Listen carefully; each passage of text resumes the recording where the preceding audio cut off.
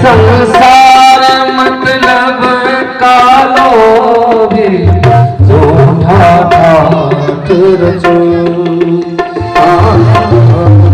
झूठा ठाठ रचो। कहते कवि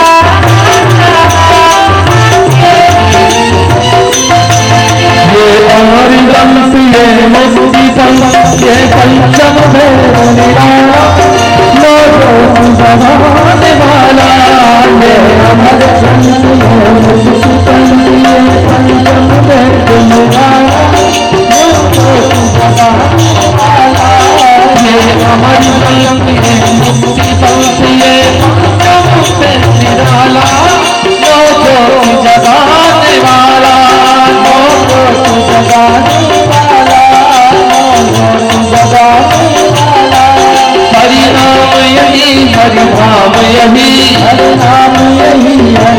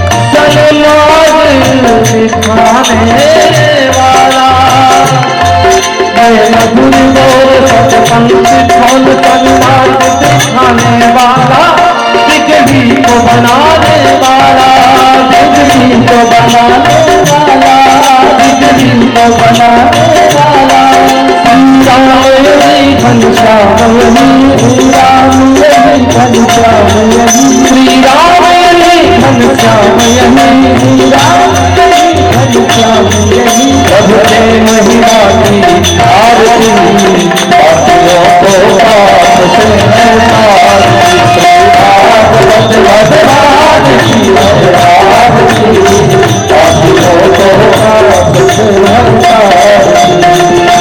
पापियों को पाप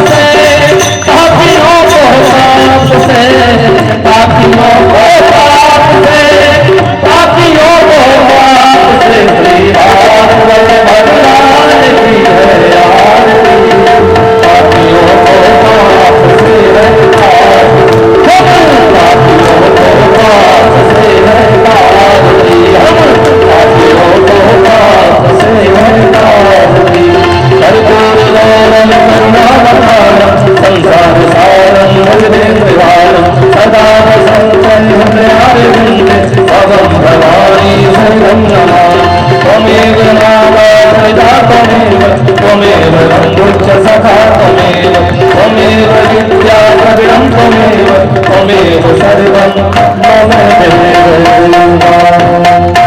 ओम सर्वमंगलमांगल्ये शिवे सर्वार्थसाधिके शरण्ये त्र्यंबके गौरी नारायणी नमोस्तुते। बोल भागवत भगवान की, कृष्ण कन्हैया लाल की, राधा रानी सरकार की, शंकर भगवान की, पार्वती मैया की, केशव बाबा की, रघु बाबा की, व्यास जी महाराज की, मुख्य यजमान की, हनुमान जी महाराज की। ओम नमः पार्वती पतये हर हर महादेव। और सभी भक्तगण से निवेदन है कि अपने अपने स्थान पर सभी लोग पुनः विराजमान हो जाएं और आइए परम पूज्य महाराज जी के हरि हरि ओम हरि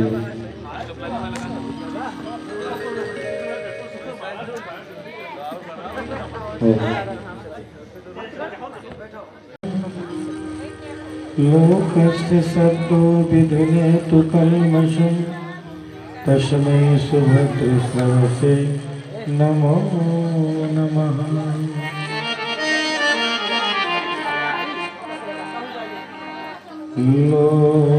लोका वीरा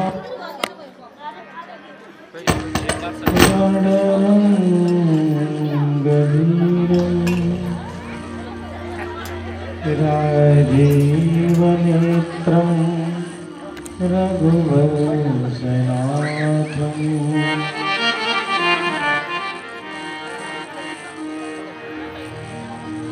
कारुण्यरूपं करुणाकरन्तम्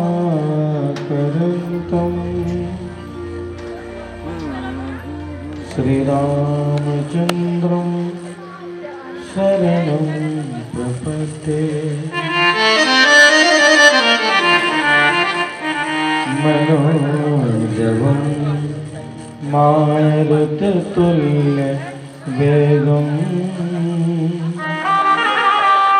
जितेन्द्रियं बुद्धिमतां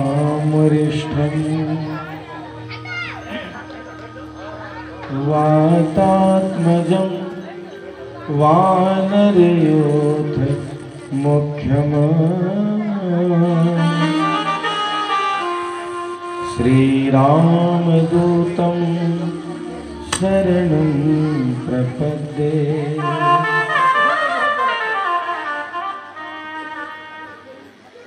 जय जय जय हनुमान गोसाई कृपा करो गुरुदेव के नाई।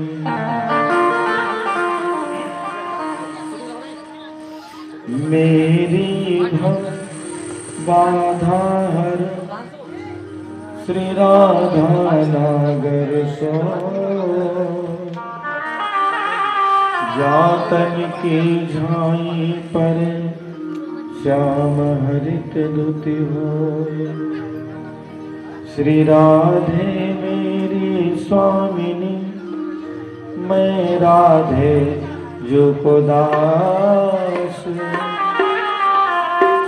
जन्म जन्म मुहि दीजिए श्री वृंदावन में वास। जन्म जन्म मुहि दीजिए श्री वृंदावन में वास।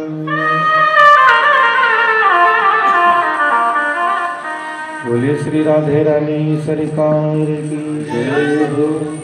श्रीमद्भागवत महापुराण की जय हो। व्यासनंदन सुखदेव जी महाराज की जय हो।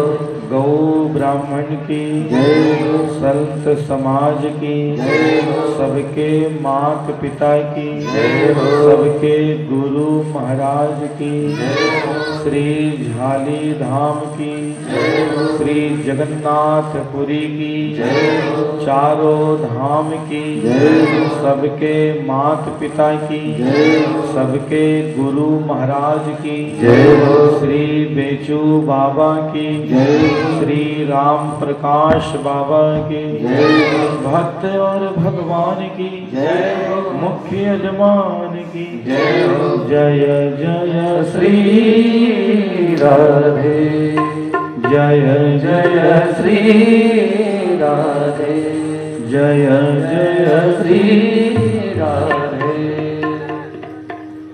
श्रीमद् भागवत महापुराण साप्ताहिक ज्ञान यज्ञ के पंचम अंक में मलावा ग्राम के सिद्धि धरा पर विराजमान सक्त स्वरूपा माताओं बहनों, देवतुल्य भाइयों, 21वीं सदी के उज्जवल भविष्य भारतवर्ष के कर्णधार नौनिहाल नन्हे मुन्ने प्यारे प्यारे बच्चों, आज की कथा में हम लोग प्रवेश करें उससे पूर्व अपने मन, वाणी और अंतःकरण की शुद्धि के लिए आइए कुछ क्षण भागवत नाम संकीर्तन करते हुए आज की सत्संग बेला का पावन शुभारंभ करें।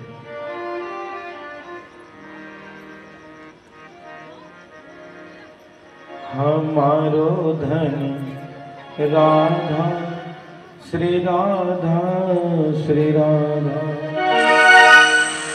परम धन राधा राधा, राधा राधा राधा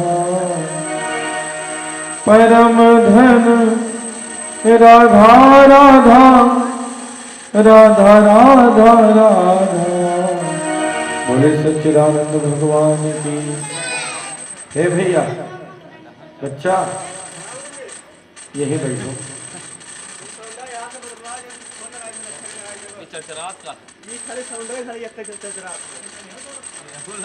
ये हारन बोल रहा है बच्चा।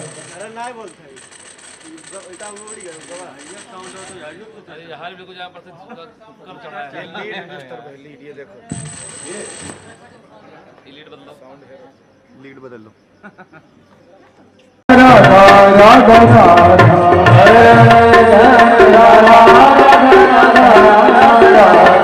जीवन धन राधा राधा राधा राधा राधा जीवन धन राधा राधा राधा हमारो धन राधा श्री राधा, श्री राधा हमारो धन राधा श्री राधा, श्री राधा हमारो धन राधा श्री राधा, श्री राधा हमारो धन राधा श्री राधा, श्री राधा परम धन राधा श्री राधा, श्री राधा परम धन राधा श्री राधा, श्री राधा जीवन धन राधा श्री राधा, श्री राधा जीवन धन राधा श्री राधा, श्री राधा। बोले राधा माधव भगवान की जय। भाइयों बहनों, कल कहाँ तक कथा हुई थी? भगवान के जन्मोत्सव की। कहा भैया सही कर दो। ठीक है, 2 मिनट रुके हम भैया। अभी साउंड बताओ तो लीड को जी हमें मिला।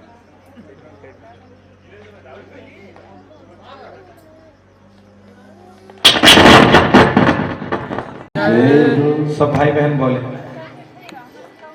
हमारो धन राधा श्री राधा श्री राधा, हमारो धन। बोलो, परम धन राधा राधा राधा राधा राधा, परम धन हमारो धन राधा श्री राधा श्री राधा, हमारो धन राधा श्री राधा। बोले श्री वृंदावन बिहारी लाल की। आचार्य सुखदेव कहते हैं, परीक्षित, जब भगवान के जन्म का महोत्सव गोकुल में मनाया जाने लगा तो बहुत से याचक दौड़ दौड़ के नंद बाबा के द्वारे आने लगे।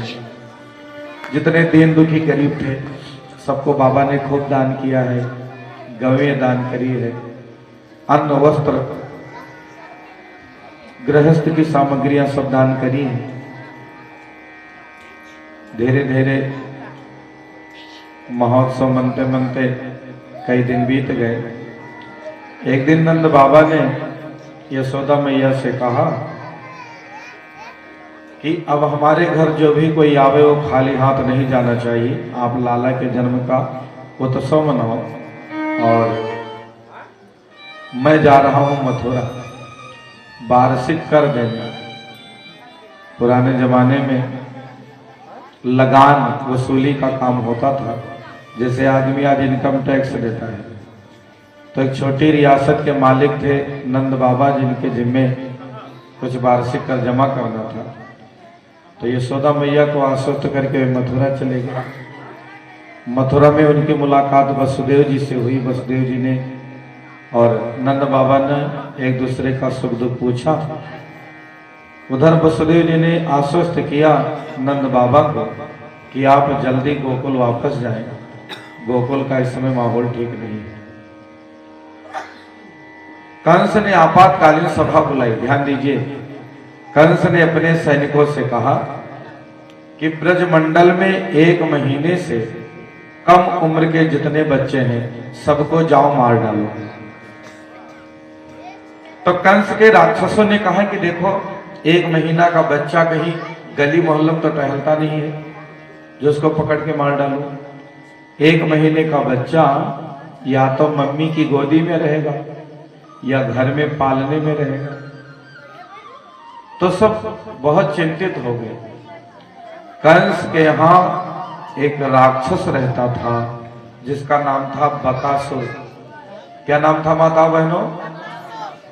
बात कर लो, बात कर लो, केवल 3 दिन मौका मिला है। ए भाई जी, हल्ला मत करो, शांति से बैठो। कंस के यहाँ का राक्षस रहता था जिसका नाम था बकासुर। क्या नाम था भाइयों बहनों? बकासुर। बकासुर की एक बहन थी जिसका नाम था बकी। उसका एक नाम था पूतना। पूतना राक्षसी कंस के पास आई और कहने लगी, भैया चिंता मत करो, मैं ग्वालों के घर में जाऊंगी, अपने दूध में जहर लगा करके जाऊंगी और उनका बच्चा गोदी में उठाऊंगी, उसके बच्चे के मुंह में दूध लगाऊंगी और जैसे हमारा दूध मुंह में लगेगा उसके बच्चा तुरंत मर जाएगा। कंस खुश हो गया कि चलो अब हमारा काल चाहे जहां होगा मर जाएगा। पर उसने कहा पूतना से कि तुम्हें अपने घर में कौन घुसने देगा, क्योंकि तुम्हारा चेहरा ठीक नहीं है। तो पूतना ने कहा कि ब्यूटी पार्लर कौन दिन काम में आई। पहले ब्यूटी पार्लर ना रहा, पूतना के जमाने से ब्यूटी पार्लर शुरू हुआ, असली रंग ढंग गायब करने वाला। तो उसने कहा कि मैं सौंदर्यीकरण करवा लूंगी। कंस ने कहा लेकिन इतने लंबे लंबे दांत, इससे तुम्हारी पहचान हो जाएगी कि तुम राक्षसी हो। तो पूतना ने कहा कि दांतों की चिंता मत करो, मैं घूंघट डाल लूंगी। क्या कहा? घूंघट डाल लूंगी। कंस तैयार हो गया और महाराज पूतना को आज्ञा दिया कि जाओ, हमारा काल चाहे जहां हो उसको मार डालो। पूतना ने दूध में जहर लगाया और चल पड़ी। नंद बाबा के घर पर बधाई लेने वालों की लाइन लगी थी। पूतना सीधे घर में प्रवेश करती है। यशोदा मैया ने कहा आओ आओ, स्वागत है। पूतना कहती है घूंघट डाले हैं। कहती है कि हमने सुना आपके घर लाला का जन्म हुआ है, तो मैं बधाई देने के लिए आई हूं। यशोदा मैया ने सोचा कोई दूर की रिश्तेदार होगी, तो मैया घर में चली गई पानी लाने। पूतना ने मौका देखा, कन्हैया पालने में लेटे हुए हैं। पालने के पास जाकर के जैसे ही पूतना ने घूंघट उठाया, तो भागवत महापुराण में लिखा है कि पूतना ने जैसे घूंघट उठाया, भगवान ने तुरंत अपनी आंख बंद कर ली। ब्रज के संतों ने भगवान के आंख बंद करने के अनेकों कारण बताए हैं, जिनमें मुख्य कारणों की चर्चा मैं आप सबके मध्य करूंगा।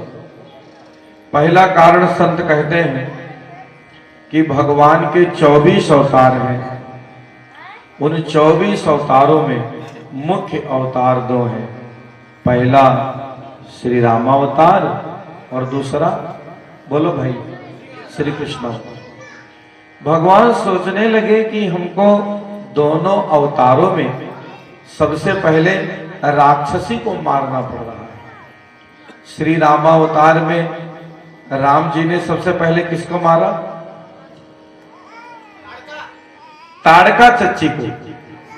और द्वापर युग में देखो कौन आ गई? पूतना मौसी। मौसी क्यों? क्योंकि मामा के गांव से आई। मौसी इसलिए क्योंकि मामा के गांव से आई है। भगवान ने सोचा इसे मैं कौन गति प्रदान करूं। इस विषाद में पढ़ करके अपनी आंख बंद कर ली। अथवा भगवान ने सोचा कि पूतना देखो कौन काम करने आई है। काम तो वो करने जा रही है जो एक माँ करती है। माँ अपने संतान को दूध पिलाती है इसलिए क्योंकि उसका बच्चा स्वस्थ हो। लेकिन पूतना इसलिए दूध पिलाने आई है कि जो दूध पिए मर जाए। काम माँ की करेगी, उद्देश्य गलत है। कौन गति प्रदान करूं, इसलिए आंखें बंद कर ली। अथवा तो एक संत कहते हैं कि पूतना जैसे घूंघट उठाती है तो भगवान ने आंख बंद करी, इसलिए क्योंकि भगवान की दाहिनी आंख है सूरज और बाईं आंख है चंद्रमा। चंद्रमा मनसो जाता है चक्षु सूर्य हो जाए। तो सूर्य और चंद्रमा ने सोचा कि ये दुनिया हमारे प्रभु की महिमा गाती है, इस दुष्टा को देखो मारने आई है, इसलिए इसको नहीं देखना चाहिए। मानो सूर्य और चांद दोनों अपने ऊपर आवरण डाल के ढक लेते हो, इसलिए भगवान ने अपनी आंखें बंद कर ली। अथवा तो एक संत कहते हैं कि जब समुद्र मंथन हुआ था तो विष कौन पिया था? बोलो भाइयों, शंकर भगवान। भगवान श्री कृष्ण सोचते हैं कि मेरा अवतार हुआ है माखन मिश्री खाने के लिए। माखन मिश्री तो मिला नहीं, मौसी जी जहर पिलाने पहले आ गई। इसलिए श्री कृष्ण भगवान ध्यान करते हैं शिव जी का, भोले बाबा मेरे हृदय में प्रकट हुए, मैं मौसी जी का दूध पी लूं और आप जहर का सारा प्रभाव खींच लो। मानो भगवान श्री कृष्ण शिव जी का ध्यान कर रहे हो, इसलिए अपनी आंख बंद कर ली। अथवा तो भगवान ने अपने मन में विचार किया कि आज मौसी को तो मैं ठिकाने लगा दूंगा, लेकिन हमसे पहले जिसको इसने दूध पिला करके जहर के द्वारा मार डाला, उन बालकों को मैं कौन गति प्रदान करूं। इस विषाद में पढ़कर भगवान ने अपनी आंखें बंद कर ली। अथवा तो पूतना है मायावती और भगवान है मायापति। पूतना माया दिखाने आई है, इसलिए पूतना है मायावती। क्या है भाइयों बहनों? अब वो वाली मायावती न समझ लियो जो अलग सन वाली, ये दूसरी मायावती है। तो पूतना है मायावती, भगवान है मायापति। मायापति की आंख खुली हो तो मायावती की चाल नहीं चल सकती। भगवान ने सोचा लीला करनी है तो आंख बंद करनी पड़ेगी, इसलिए भगवान ने अपनी आंखें बंद कर ली। कारण कुछ भी हो, जैसे ही पूतना ने घूंघट उठाया, भगवान ने अपनी आंख बंद कर ली। पूतना ने गोविंद को उठाया, घर से बाहर ले आई, बगिया में भगवान के मुंह में दूध लगा दिया, अपना पीने लगे। कालकूट नामक जहर लगा था, तुरंत मर जाए कोई बच्चा मुंह लगाए, लेकिन भगवान तो गट गट गट गट दूध पीने लगे। पहले तो कस के दूध पिया और जब पेट भर गया तब पूतना के प्राणों को पीना शुरू कर दिया। पूतना के पूरे देह में दर्द बढ़ा, महाराज अंतड़ियां सिकुड़ने लगी, किडनी लीवर फेफड़ा सब चिलकन पैदा हो गया।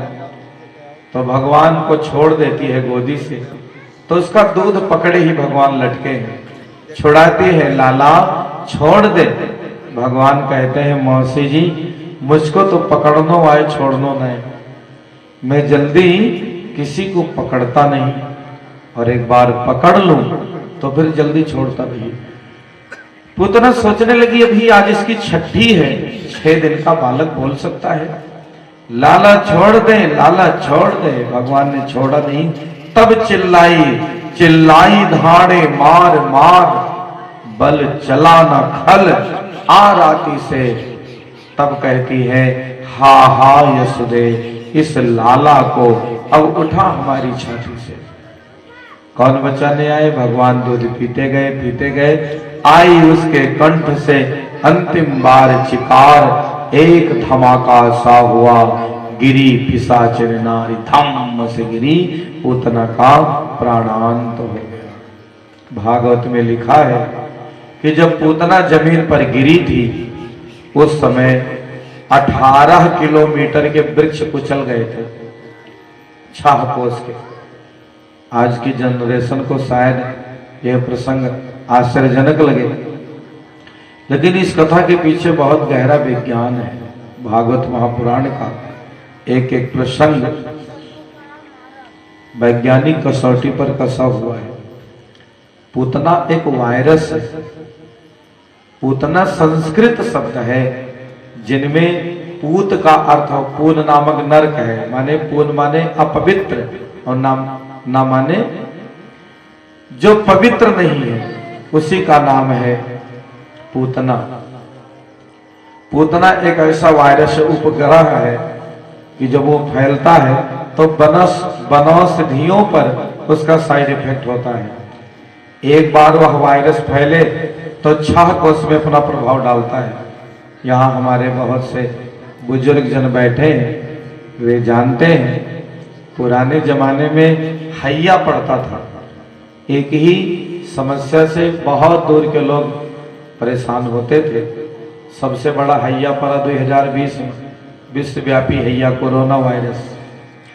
तो इसी प्रकार का पूतना भी एक वायरस था जो बच्चों और वनौषधियों पर अपना इफेक्ट डालता था। 6 कोष के भागवत की जो भाषा है ये समाधि भाषा है। तो 6 कोष के वृक्ष नष्ट हो गए पूतना के गिरने से, उसका देह अंग भंग हो गया। भागवत में ये प्रसंग नहीं है, लेकिन एक संत कहते हैं कि जब पूतना गिरने लगी तो उसका कान कहीं टूट कर गिरा, हाथ कहीं उड़ कर गिरा। जहां कान गिरा वहां कानपुर है, जहां हाथ गिरा वहां हाथ रस है। ऐसे उसके अंगों से शहर हो। पूतना का देह छिन्न भिन्न हुआ। वृक्षों के टूटने की आवाज आई, तब यशोदा मैया दौड़ के घर से बाहर आई तो देखा राक्षसी चट्टान की तरह पड़ी है।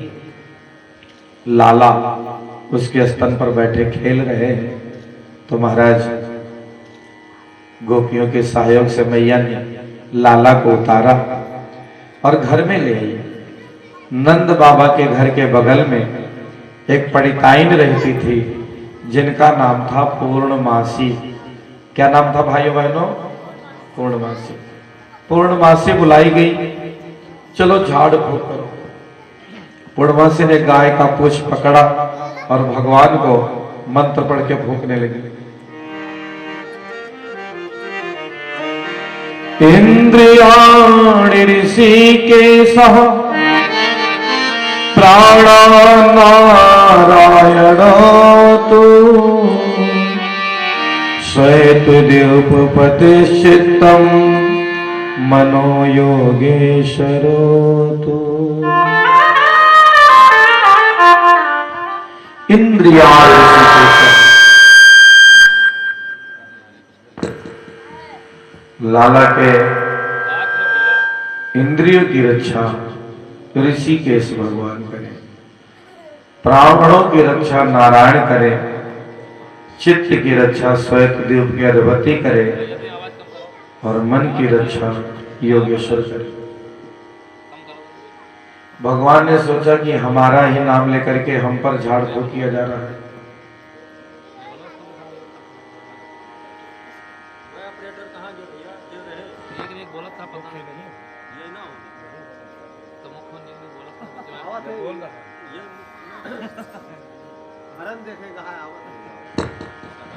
जैसे चल रहा है ऐसे चलेगा भैया, और बेहतर न करो।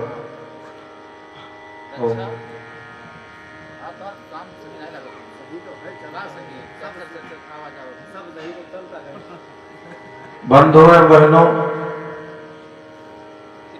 इधर पूतना का निधन हुआ, निर्वाण हुआ, उधर नंद बाबा का आगमन हुआ। जय नारायण। अब हम ही छुपाई जाइए।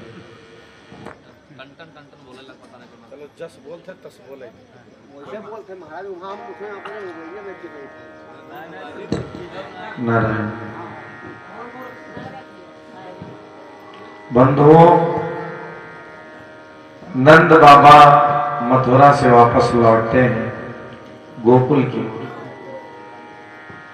तो रास्ते में देखा कि चट्टान की तरह राक्षसी पड़ी है। गोकुल निवासियों के द्वारा पूतना के बारे में बताया गया। तो नंद बाबा ने यादों को बुलाया और कहा कि चलो इसका अंतिम संस्कार करते हैं।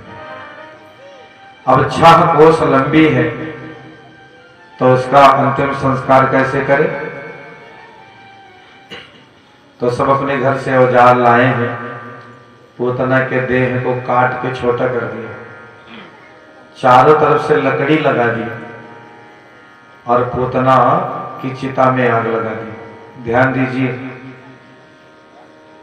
लकड़ी क्या है? मैंने एक दिन कहा था कि जब हम लोग हवन करते हैं तब लकड़ी नहीं कहना चाहिए।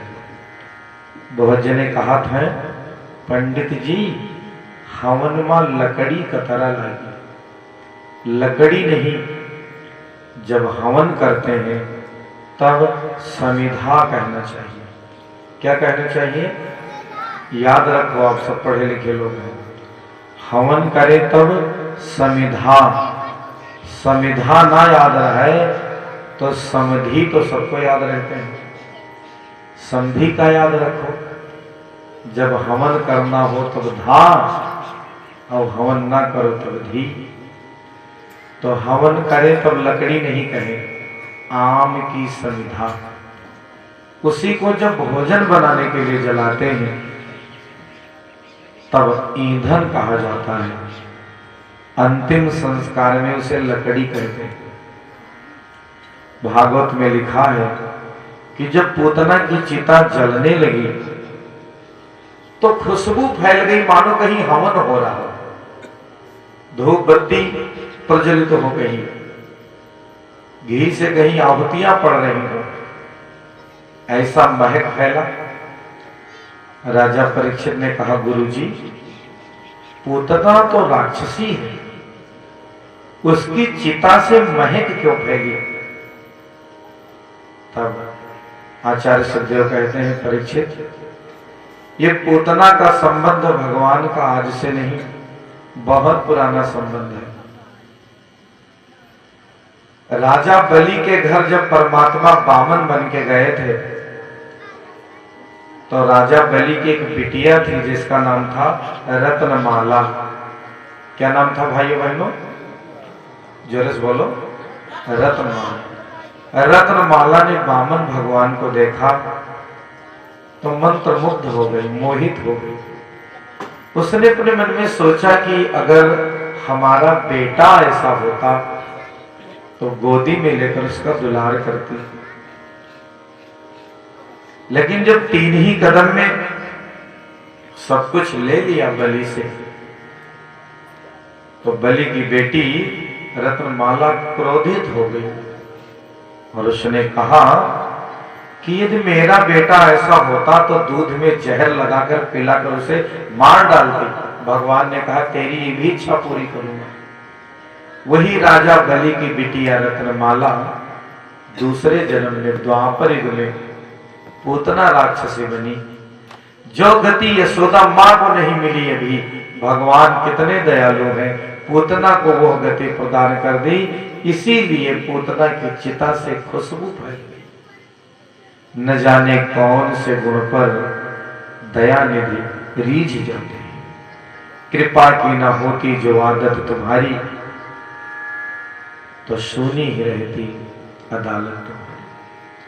कंस को किसी ने कहा कि महाराज, आपने पूतना को भेजा था, पूतना की तो मौत हो गई। तब उसने सकटासुर नामक राक्षस को भेजा, उसका भी वध हो गया। फिर तृणावर्त को भेजा, बाउंडर के रूप में गया। जब तृणावर्त गया है गोकुल में, उस समय यशोदा मैया कन्हैया को गोदी में बिठाए दूध पिला रही है। तृणावर्त आ रहा था, भगवान ने सोचा कि अगर ये तृणावर्त मेरे साथ मेरी मां को उड़ा ले जाएगा तो फिर मेरी लीला का आज पर्दाफाश हो जाएगा। तो दूध पीते पीते भगवान ने अपना वजन बढ़ाना शुरू कर दिया। मां सोचने लगी, लाला इतना भारी कैसे हो गए? फिर सोचने लगी शायद ज्यादा दूध पी लिया हो, तो जमीन पर लेटा दिया। तृणावर्त राक्षस आया, कांधे पर बिठाकर आकाश की ओर उड़ गया। सोच रहा था कि अभी पटक दूंगा, तो भगवान ने तृणावर्त राक्षस की खोपड़िया पे एक घूंसा मारा, धम्म से धरातल पर गिरा, उसका प्राणांत हो गया। भगवान शंकर को पता चला कि मेरे प्रभु वृंदावन में अवतार ले चुके हैं। नारायण का जब जब अवतार होता है तो भोले बाबा दर्शन करने जाते हैं। बहुत प्रेम है नारायण और शिव में, हरि हर का बहुत प्रेम है। शंकर भगवान कितना भी रूप बदले, लेकिन गले की माला कहां फेंकेंगे? गले की माला शंकर जी का किस चीज का है? हमारी माता बहने बताओ।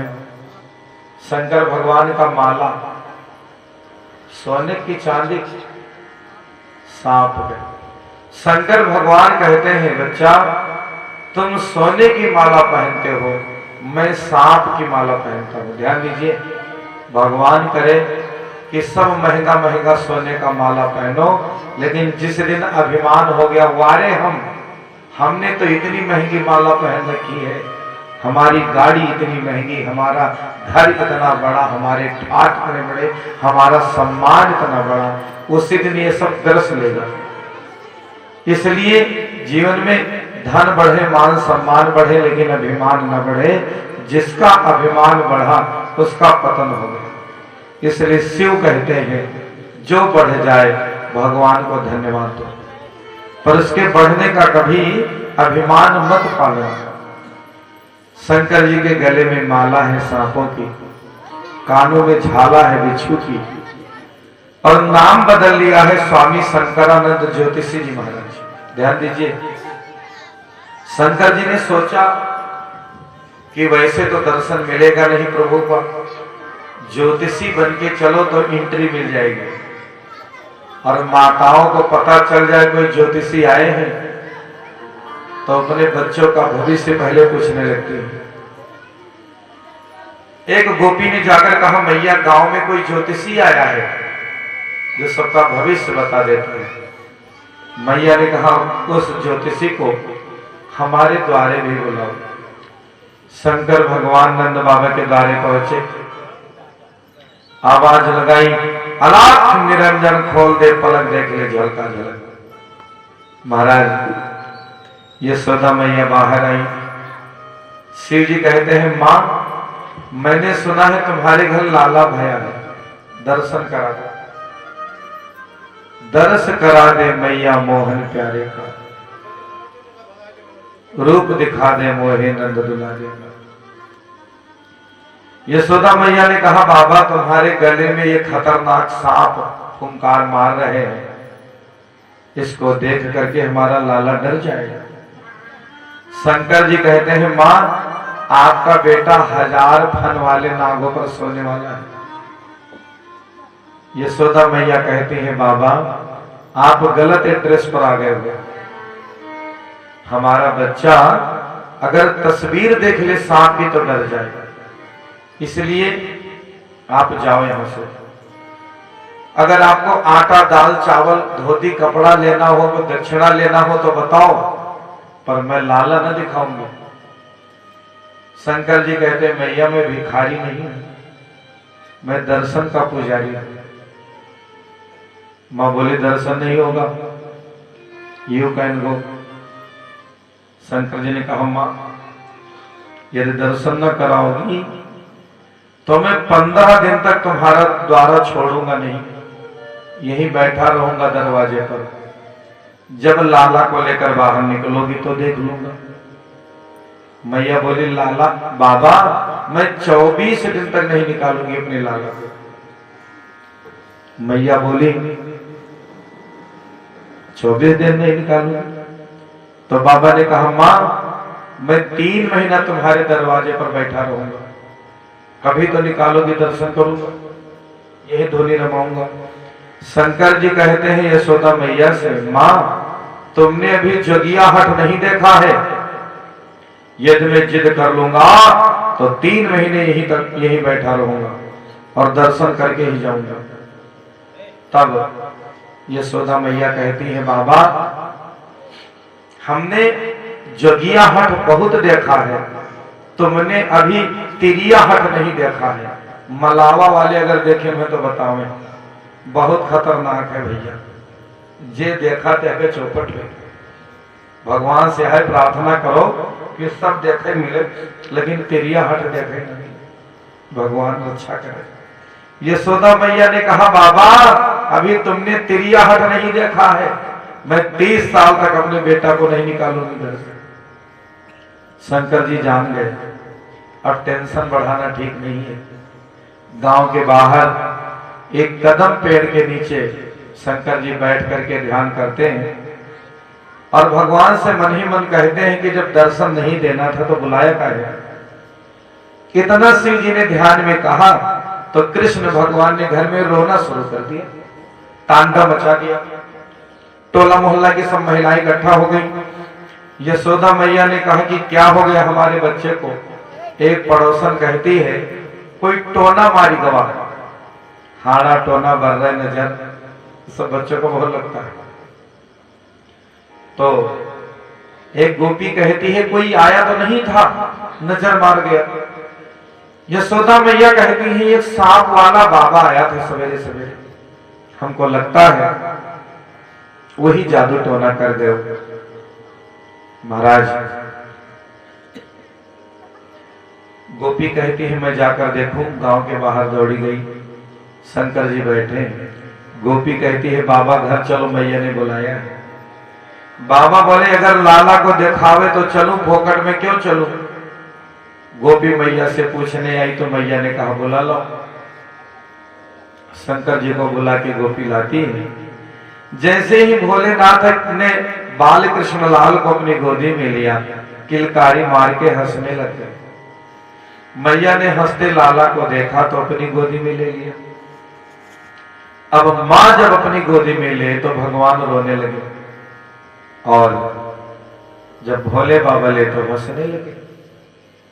मैया ने कहा, ए बाबा, ऐसा मंत्र मार दो कि हमारा बच्चा हमारी गोदी में हंसे, तो जो कहोगे मैं वो करूंगी। शंकर भगवान कहते हैं, मैया अपने अंगने में मेरी एक मंदिर बनवाओ। जब अपने लाला को स्नान कराओ तो स्नान का पानी हमारे ऊपर होकर जाए, तो मैं मंत्र मार दूंगा, आपका लाला कभी नहीं रोएगा। मैया ने कहा, ठीक है, मैं बनवाऊंगी। कृष्ण भगवान को गोदी में लेकर शंकर जी ने कहा, कान में मुंह लगाकर, तेरी लीला का ना पाया कोई पार, अब संभालो भगवान। तो मैया की गोदी में भगवान हंसने लगे। यशोदा मैया ने भोलेनाथ की एक मंदिर बनवाई अपने आंगने में। तब से शंकर जी का एक नाम पड़ गया, नंदेश्वर महादेव। बोले नंदेश्वर महादेव की। जो भाई बहन नंद गांव गए हैं, नंद राय के आंगने में भोलेनाथ नंदेश्वर महादेव के नाम से विराजमान है। मलावा गांव का तो मुझे पता नहीं, पर बहुत गांव में लोगों के मन में एक भ्रम है कि शंकर जी को चढ़ा प्रसाद नहीं खाना चाहिए। मलावा वाले भी तो ना यह जानते ना खाए चाहिए। अभी हम पिछले दिनों राजस्थान में गए थे कार्यक्रम में, तो बहुत बड़े शंकर जी के मंदिर में सब लोग जल अभिषेक कर रहे थे। एक आदमी ने जल चढ़ाया और थोड़ा लोटा में बचा लिया, बाहर निकला तो पंचामृत जैसे ग्रहण कर लिया। तो वहां जो विद्वान थे उन्होंने बहुत जोर से डांटा, मूर्ख आदमी, इसको मत पीना, शंकर जी को चढ़ा चीज नहीं खाया जाता है, विष हो जाता है। तो हम भी वही थे, तो हमने कहा, काहे महाराज क्यों नहीं खाना चाहिए? तो कहने लगे, हमारे गुरुजी अमेरिका में इस समय ध्यान सिखा रहे हैं और उन्होंने हमको बताया है, शिव जी को बहुत बड़े भक्त हैं। तब हमने उनसे नंबर लिया और जब घर आए अपने, तब शिव महापुराण के उस मंत्र का फोटो खींचकर भेजा हमने। शिव पुराण का एक एक अक्षर हमने पढ़ा हुआ है। तो उसमें लिखा है, शंकर भगवान का जो मुख्य पुराण है शिव पुराण, उसमें स्पष्ट लिखा है कि शंकर जी का चढ़ा प्रसाद यदि कोई खा ले, 7 जन्म का दरिद्र हो तो उसकी दरिद्रता मिट जाए, ऐसा लिखा है। शिव नैवेद्य ग्रहण करना चाहिए। देवता 33 कोटि है, महादेव केवल एक है, शंकर जी का चढ़ा प्रसाद न खाना चाहिए। कौन किताबें में लिखा है? हाँ। फिर सुखराम कहीं नहा, तो ठीक है, पर शिव पुराण में लिखा है अवश्य खाना चाहिए शंकर जी का चढ़ा प्रसाद। सोशल मीडिया जमाना है, जैसे मन हो तो उनते कह के फेसबुक पर, इंस्टाग्राम पर वीडियो डाल, लेकिन सब सुनी सुनाई बातों पर ही नहीं चलना। हमारे ऋषि मुनियों ने ग्रंथों की रचना करी है, तो ग्रंथ जिस बात की पुष्टि करे उससे। आज भगवान श्री कृष्ण के स्नान का जल शिव जी के जल को स्पर्श करता है। शिव पुराण में लिखा है कि शंकर जी को नहलाया हुआ जल और शालिग्राम गोपाल जी को नहलाया हुआ जल, दोनों एक में मिला करके ग्रहण करो तो व्यक्ति के पाप का क्षय हो जाए। महाराज शिव जी नंदेश्वर महादेव बन गए। अब धीरे धीरे नित्य नई लीलाएं करने लगे। गर्गाचार्य जी वसुदेव जी के पुरोहित हैं। वसुदेव जी ने गर्गाचार्य जी से कहा कि जाओ, हमारे 2 बेटे हैं नंद के घर, उनका नामकरण कर दो। गर्गाचार्य जी पहुंच गए गोकुल। ध्यान दीजिए, बहुत महत्व का विषय आ रहा है। सवेरे सवेरे वसुदेव जी ने गर्गाचार्य जी को देखा तो पूछा, बाबा कहाँ घूम रहे हो सवेरे सवेरे?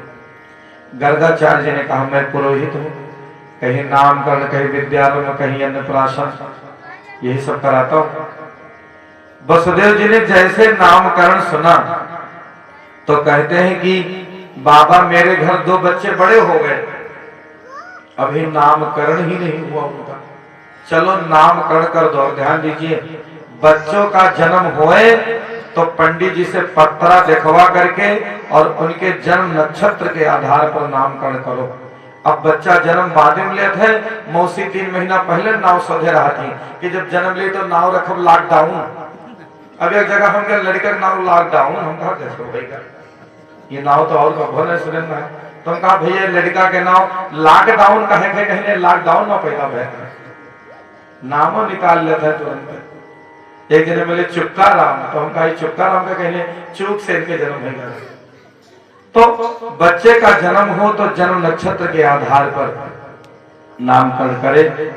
गर्गाचार्य जी से वसुदेव जी ने कहा हमारे 2 बेटे हैं, चलो इनका नाम रख दो। गर्गाचार्य जी ने कहा कि मैं वसुदेव का पुरोहित हूं, आपके घर कैसे चलूं?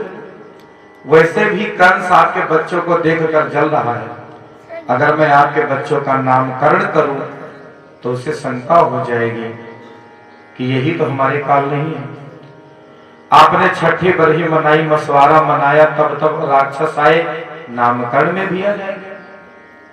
तो वसुदेव जी ने कहा बाबा इस समय मैं कोई महोत्सव नहीं मनाऊंगा, रिश्तेदारों को तो दूर, मैं अपने परिवार वालों को नहीं बुलाऊंगा, आप चलो गौशाला में केवल संस्कार करा दो बस। और ध्यान रहे, मुंडन विद्यारंभ अन्नप्राशन जो नहीं कराते उनके बालक माटी के माधव बनकर रह जाते। सनातन धर्म में 16 संस्कार हैं। हमारे ऋषि मुनि जानते थे कि व्यक्ति के जीवन में 16 मोड़ ऐसे हैं जहां उनको संस्कार नहीं मिलेगा तो आदमी का वैचारिक पतन हो जाएगा। मनुष्य को मनुष्य क्यों कहा गया? क्योंकि उसके संस्कार होते हैं, पशु के संस्कार नहीं होते। इसलिए बच्चा जब जन्म लेता था तो नामकरण होता था। 6 महीने का हो जाए, घर में जो मिले उठा मुंह में रखने लगे, तब उसका अन्नप्राशन होता था। अब वो कुछ खाना चाहता है, अन्नप्राशन कराओ, फिर उसको खीर खिलाओ, दाल का पानी पिलाओ, धीरे धीरे डाइजेशन पावर उसका अच्छा बने। अन्नप्राशन। आप लोगों को भी मेरी प्रार्थना है कि बच्चों का नामकरण, अन्नप्राशन, ये सब संस्कार के माध्यम से अपने पुरोहित से संपर्क करके करें। जीवन पर इसका प्रभाव होता है। बच्चे को स्कूल भेजो, उससे पहले विद्यारंभ संस्कार कराओ। बच्चा माँ के पेट में आता है तब पुंसवन संस्कार होता है 3 महीने। हम लोगों ने तो सभी संस्कारों का प्रशिक्षण लिया हुआ है। तो 16 संस्कार व्यक्ति के जीवन के मुख्य। मुंडन काहे करावा कि मुंड छोलाए दो, रिश्तेदार खवाए दो, बस होगा मुंडन। व्यक्ति अपने पूर्व जन्म के कुछ संस्कार बाल के रूप में लेकर आता है, इसलिए हमारे यहाँ कहा गया उसका मुंडन करवा दो, मुड़वाए दो, मुड़ जाए व्यक्ति, सत्यवृत्ति संवर्धन की ओर मुड़ जाए। कुछ संस्कार जल्दी नष्ट नहीं होते तो कहा टुंडन कराए दो। ये मोड़न और टूडन के पीछे बहुत गहरा विज्ञान है, ऐसे नहीं है। फिर कहीं चुरकी रखाई दो। नई के लड़के तो चुरकिए नहीं रखा था, वह कहा था हम चुरकी रखबे तो हमें कोई एडवांस ना कहिए, और बाल कटा लेते चप्पल कटिंग, लेकिन चोटी नहीं रहेगी।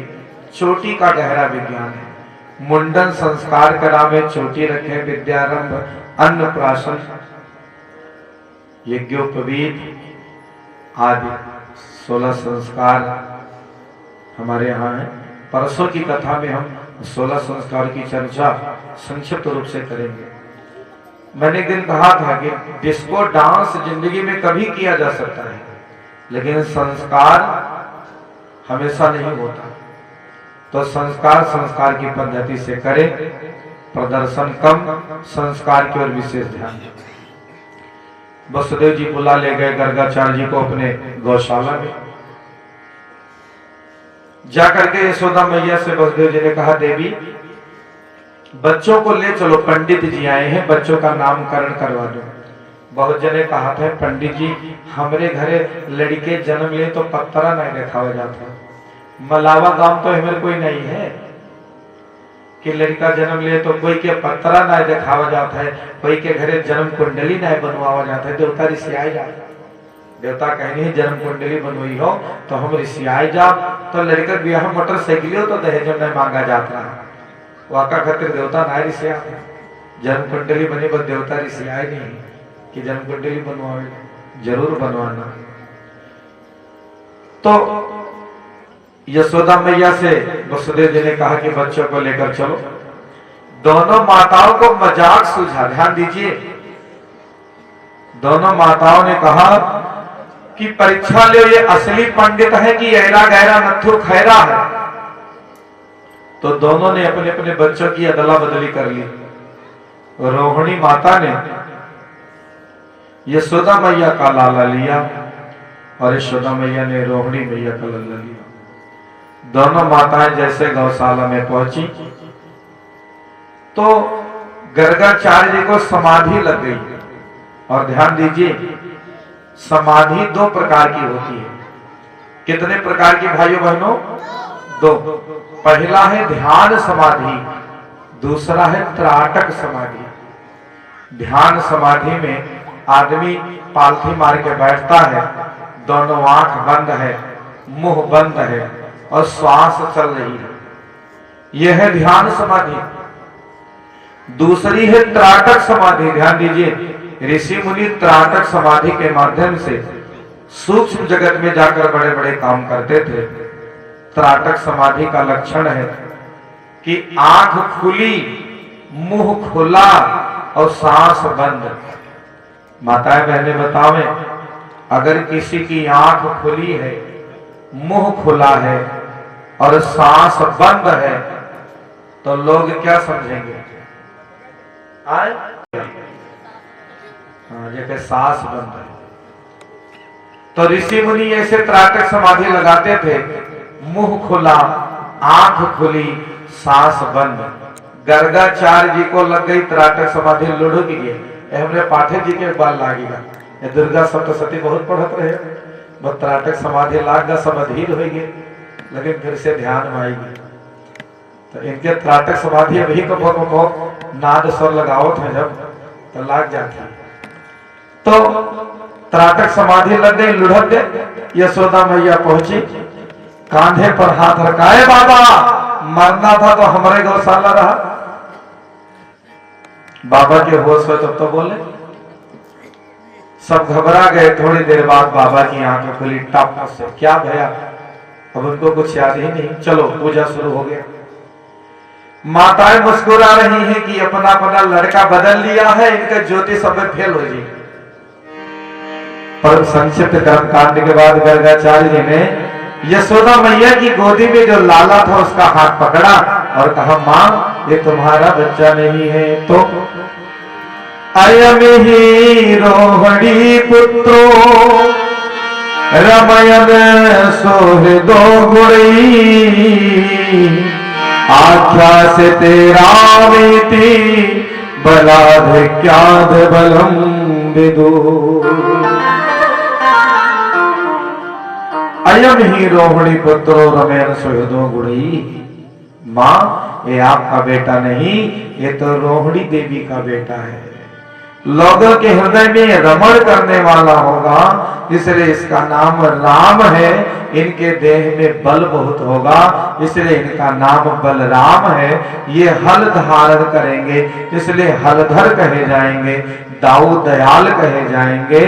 दूसरे गर्भ से, एक गर्भ से दूसरे गर्भ में लाए गए हैं, इसलिए इनका एक नाम संकर्षण होगा। मैया तो पानी पानी हो गई कि मैं परीक्षा ले रही थी कि बाबा नकली तो नहीं तो असली वाला निकला। रोहिणी मैया की गोदी में जो लाला है उसको हाथ पकड़ करके गर्गाचार्य जी कहते हैं, आसन रात्रयो हास्य गृह दोनों युगम तनु शुक्लो रक्तस्तथा पीतो इदानीम कृष्णतां गता। मैया रोहिणी जी की गोदी में जो लाला है यशोदा नंदन है, इनका नाम होगा कृष्ण। ये कभी वसुदेव जी के पुत्र रह चुके हैं, इसलिए इनका नाम होगा वासुदेव। ओम नमो भगवते वासुदेवाय। गर्गाचार्य जी ने भगवान की प्रशंसा करते करते कह दिया, माँ एक महत्व की बात बताओ, तुम बड़ी भाग्यशालिनी हो, तुम्हारे घर साक्षात नारायण आ गए हैं। जैसे कहा नारायण आ गए हैं, भगवान ने कहा ये तो सब पंडित गड़बड़ कर देगा। आंख घूरा पंडित जी की ओर, भगवान कहते हैं क्या कह रहे हो? मन ही मन बात हो रही है। अगर मैया को पता चल गया मैं भगवान हूं तो सब खेल खराब हो जाएगा, क्योंकि भगवान का कितना सम्मान करता है आदमी, बोलो। अरे बहुत सम्मान करेंगे तो घर में ये कमरा बनवा देंगे भगवान के लिए, बोलो भाई। नहीं तो ये प्रसाद कार्यकर्ता बंधु ध्यान दें, प्रसाद बगल में दे। तो अगर बहुत प्रेम करेंगे भगवान को तो कमरा बनवा देंगे, नहीं तो ज्यादातर घरों में लोग भगवान के लिए केवल अलमारी बनवाते हैं।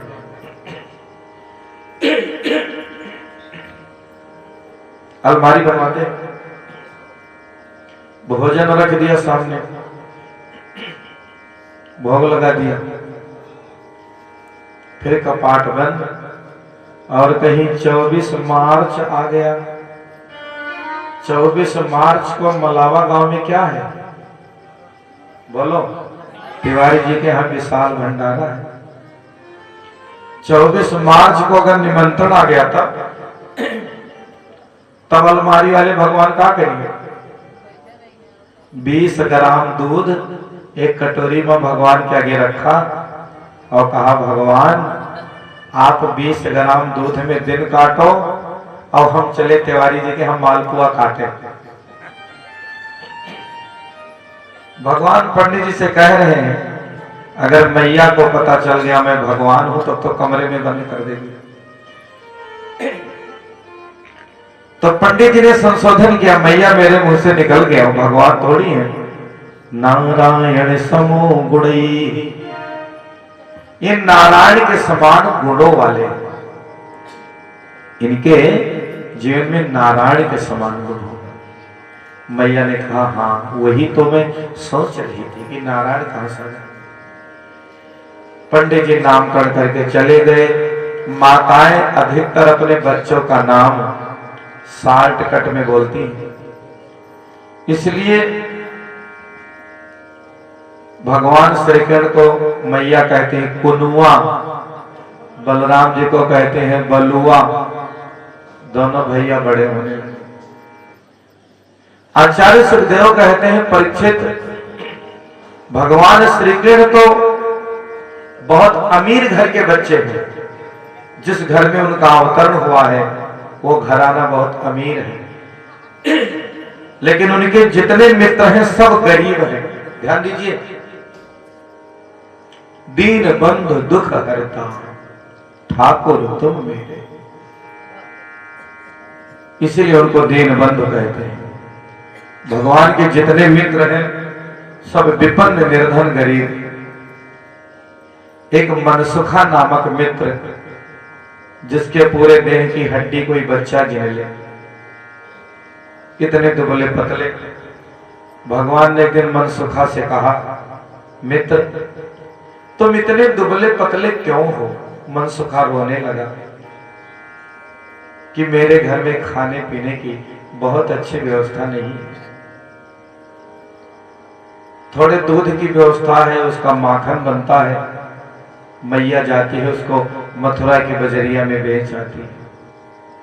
अगर महीने में भी एक बार कुछ खाने को मिल जाए, माखन घी दूध, तो सेहत बन जाए, पर हमको तो छाछ मिलती है पानी जैसी।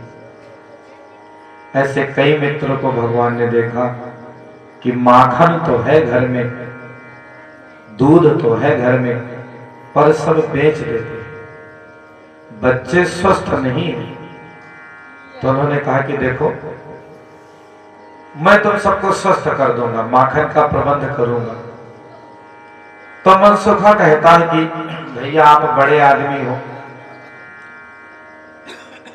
1-2 महीने में कभी खिला दो, ठीक है, हमारी थोड़ी सेहत बन जाएगी। भगवान ने कहा नहीं, मैं रोज खिलाऊंगा। मनसुखा कहता है क्या आपकी माँ आपको रोज माखन लाने देगी? भगवान कहते हैं भैया हम अपने घर से नहीं लाएंगे, हम तुम्हारे घर का ही तुमको खिलाएंगे। बोले मैया बहुत मारेगी मेरी। तो श्री कृष्ण कहते हैं कि ऐसा है, मैं सबको ट्रेनिंग दूंगा, प्रशिक्षण दूंगा, सबको प्रशिक्षण दूंगा, और उस मंत्र को आप जपोगे तो चोरी नहीं पकड़ी जाएगी।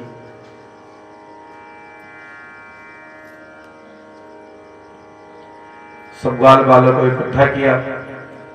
अब मंडल का नामकरण हो तो ग्वाल बाल चोर विद्या प्रचार मंडल। गोपों ने कहा कि अध्यक्ष आप ही बनोगे, चलो एज यू लाइक, मैं ही अध्यक्ष बनूं। मैंने कल भी कहा था कि श्री कृष्ण लीला का आधार व्यक्ति के समझ में आना चाहिए। क्या ब्रह्म इस धरा पर चोरी करने आए थे? नहीं, माखन चोरी के माध्यम से ये कथा हमें कुछ कहना चाहिए, ये प्रसंग हमें कुछ बताना चाहिए। सुखदेव स्वामी जैसे विरक्त संत क्या वह चोरी की कथा कहने आएंगे? राजा परीक्षित जैसा श्रोता जिसकी 7 दिन में मौत हो जानी है, वो क्या श्रृंगार की कथा सुनने वाले हैं? नहीं। तो भगवान श्री कृष्ण की ये जो माखन चोरी लीला है, ये वो चोरी नहीं है जो सामान्य बुद्धि का व्यक्ति कहता है। श्री कृष्ण के द्वारा वो चाहे बर्तनों को फोड़ना हो, किसी की गाय दुही गई हो उससे पहले बछड़ों को खोलना हो, सबके पीछे गहरा सिद्धांत है। एक एक सिद्धांतों की चर्चा में आप सबके मध्य करने वाला हूं। एक गोप से भगवान ने पूछा कि भैया बता, तेरी मां घर से बाहर कब जाती है? तो उसने कहा शाम के समय जाती है, खेत खलिहान की निगरानी के लिए। तो भगवान ने कहा कि तो फिर श्री गणेश तुम्हारे घर से ही होगा। जिसके माँ बाप घर में ना रहे उनके घर में ही नंबर लगाओ माखन खाने का, चुराने का। अभियान शुरू हो गया, सेहत भी ठीक होने लगी। ये प्रसंग कहता है कि आप अपने बच्चों को बहुत महंगी चीज नहीं खिला सकते, कोई बात नहीं, लेकिन जिसका घर में पर्याप्त उत्पादन है उसके लिए बच्चे तरसे ठीक नहीं है। महाराज माखन खाएं, मटकियां फोड़ने लगे। राजा ने पूछा है गुरुदेव माखन खिलाया क्योंकि उनके मित्र सब दुबले पतले कमजोर थे, उनके घर का माखन उनको नहीं मिलता था इसलिए, लेकिन बर्तन फोड़ना ही तो नुकसान हुआ। वो परमात्मा है, उन्हें सबकी परवाह है। भगवान ने देखा द्वापर युग में कोई माटी का मटका लाता है तो 20-20 साल तक उसी मटके से काम चलता है। भगवान ने देखा कि कुम्हार के घर में बहुत गरीबी आ गई, कोई ग्राहक ही नहीं जाता उसके घर। अब कुम्हार के बेटी का ब्याह कैसे होगा, परिवार कैसे चलेगा, क्योंकि उसके आय का आधार तो माटी का बर्तन बेचना है। एक बार जब बर्तन ले आया वो दोबारा जाए ना, और उस माटी के बर्तन से कमाई खूब करते हैं सब। तो भगवान ने सोचा कि कुम्हार मेरा बच्चा है, उसको भी थोड़ा आगे बढ़ाना है। ग्वालों के घर में जाते मटकियों को उठा उठा के खूब तड़ा फोड़ने लगे, और जिनका मटका फूटे तो बिना मटका काम कहाँ चले। कुम्हार के घर जाकर एडवांस में ऑर्डर देने लगे, भैया मटका चाहिए, मटका चाहिए। अब कुम्हार की दुकान फिर से चमक गई और कुम्हार की भी गरीबी दूर हो गई। कुम्हार की भी गरीबी दूर हो, इसलिए परमात्मा ने मटकी फोड़ी। महाराज जिनकी गाय दुही नहीं जाती थी, 4 बजे सवेरे जाए बछड़ा खोल दे, इस सृष्टि में भगवान ने जितने प्राणी को बनाया है, उन प्राणियों के लिए उनके मां के पास दूध है। मां के दूध पर प्रथम अधिकार उसकी संतान का है। लेकिन आदमी इतना चालू है, भगवान श्री कृष्ण ने देखा कि लोग बछड़ा छोड़ते हैं, गाय जैसे दूध उतारे, खींच के बछड़ा बांध दिया, सारा दूध उतार लिया, दुह लिया। भगवान कहते हैं कि जब आपका बछड़ा बछिया घास चारा खाने लगे तब आप दूध दुह लो, ठीक है, लेकिन जब तक गाय का बच्चा चारा ना खाए तब तक पेट भर दूध उसको मिलना चाहिए। इसलिए जितने लोग अपने बछड़े बछिया को पेट भर दूध नहीं पीने देते थे, भगवान 4 बजे सवेरे जाए उनका बछड़ा बछिया खोल दे। बोलो अच्छा किया कि गलत? अच्छा किया, होना चाहिए। तो कृष्ण लीला बहुत टेढ़ी है, नाम ही टेढ़ा है कृष्ण, इसलिए समझना पड़ेगा। श्री कृष्ण भगवान ने जितना कौतुक किया है, इसके पीछे बहुत गहरा सिद्धांत है। बंधुओं, शिकायतें आने लगी। एक गोपी ने आकर कहा कि मैया अपने लाला को समझा लो, मेरे घर गया, माखन खाया, मटकी फोड़ा। तो मैया मार में दौड़ी, वही गोपी रोक देती। एक गोपी कहती है, मां हमारे पति ने एक अनुष्ठान किया है साल भर का, और उनकी दाढ़ी बहुत बड़ी बड़ी हो गई। ध्यान दीजिए, जो लोग अनुष्ठान का संकल्प करते हैं, बीच अनुष्ठान में दाढ़ी बाल नहीं कटवाना चाहिए। श्रीमद् भागवत महापुराण में स्पष्ट लिखा है। पर आप सभी जानते हैं, बहुत से आध्यात्म पथ के पथिक ही बिल्कुल खूंटी ना आया हुए थे दाढ़ी का। तो बंधुओं, इससे अनुष्ठान खंडित हो जाता है व्यक्ति का। कहा था पंडित जी, दाढ़ी बनवाना तो नहीं चाहिए, हम अपने बुतन साफ कर लिए थे, अपने आप भी नहीं, जब तक अनुष्ठान की पूर्णाहुति ना हो जाए। संकल्प लिया है तो पूर्णाहुति तक नाखून और बाल काटना नहीं, और काटेंगे तो अनुष्ठान का वह आध्यात्मिक लाभ नहीं मिल सकेगा जो मिलना चाहिए। एक गोपी कहती है यशोदा मां से, मैया मेरे पति ने 1 साल का अनुष्ठान किया है, उनकी दाढ़ी इतनी बड़ी बड़ी हो गई। गोपी कहती है, हमारे पति देवता चारपाई पर सो रहे थे, दूसरी चारपाई पर मैं भी सो रही थी बगल में।